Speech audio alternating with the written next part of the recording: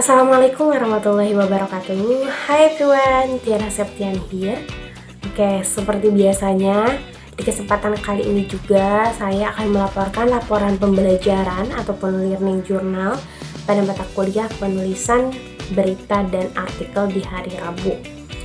Di hari Rabu kemarin kami kembali lagi seperti biasanya melakukan presentasi untuk yang kedua kalinya.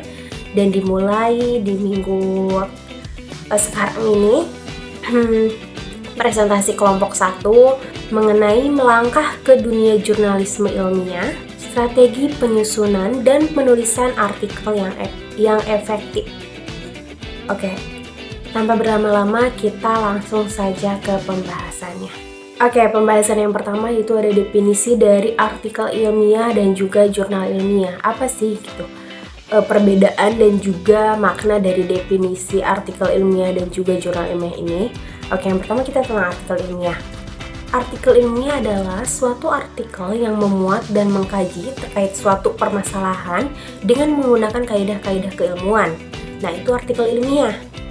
Nah, sedangkan jurnal ilmiah adalah laporan penelitian yang mengkaji terkait suatu permasalahan yang terdiri dari kumpulan-kumpulan artikel ilmiah tersebut.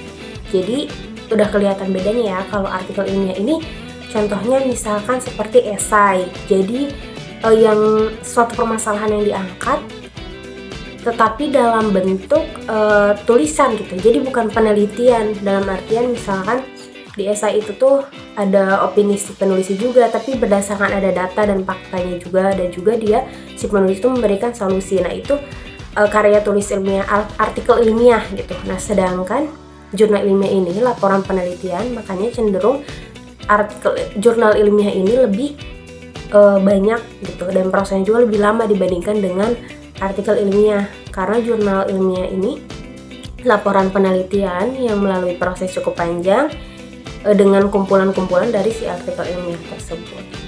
Oke, selanjutnya yaitu tentang strategi penyusunan artikel ilmiah. Yang pertama itu ada tahapan persiapan dan juga perencanaan. Pada tahapan persiapan ini yaitu seperti menentukan topik dan membahas topik apa yang akan dikaji atau dibuat gitu, topik permasalahan apa. Tahap selanjutnya itu pengumpulan informasi dan data. Pada tahap setelah penentuan topik, maka tahap selanjutnya itu pengumpulan informasi dan data, riset gitu, mencari tahu inti-inti permasalahannya itu apa sehingga bisa didapatkan solusinya, dan juga kalau diperlukan wawancara bisa sekaligus mengidentifikasi narasumber mana yang akan dituju. Oke, tahap selanjutnya itu penelitian, yaitu setelah riset dan tahu itu, langkah selanjutnya itu melakukan penelitian baik secara melalui wawancara atau observasi langsung ke lapangan ataupun melalui riset kepustakaan, itu lewat data-data, dokumen-dokumen melalui internet ataupun secara fisik. Selanjutnya itu pelaksanaan pembuatan draft.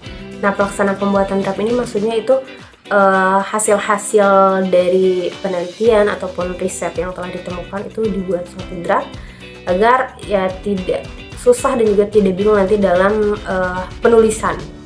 Tahap selanjutnya itu penulisan dari hasil tahapan-tahapan sebelumnya.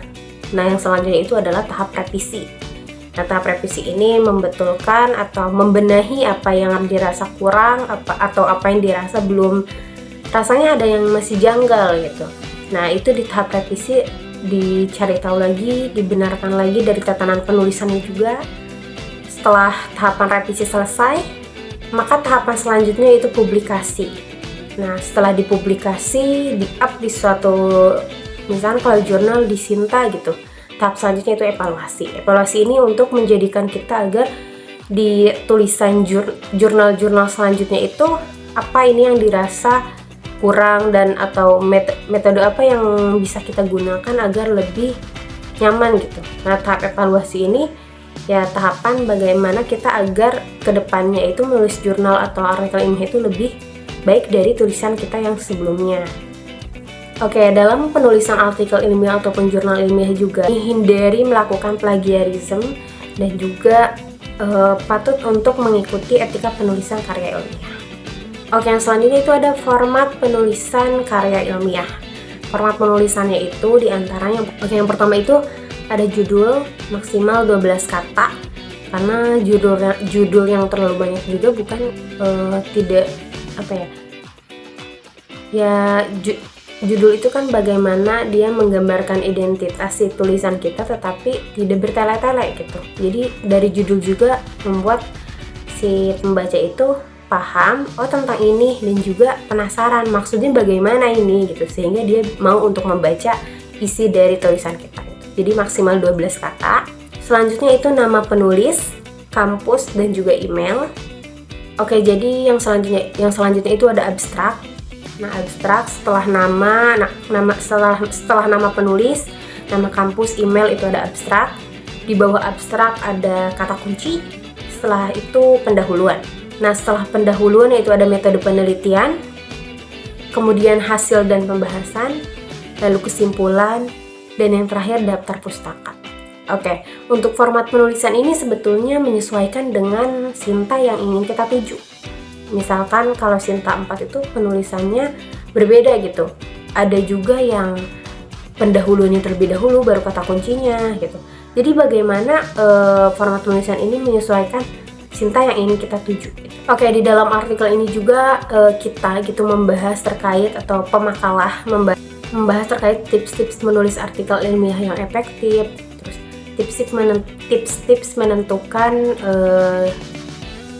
mengkaji artikel ilmiah yang efektif, terus tips-tips terkait mereview artikel ilmiah itu bagaimana. Mungkin itu saja pada learning journal atau laporan pembelajaran kali ini. Kurang lebihnya mohon maaf dan sehat selalu. Wassalamualaikum warahmatullahi wabarakatuh.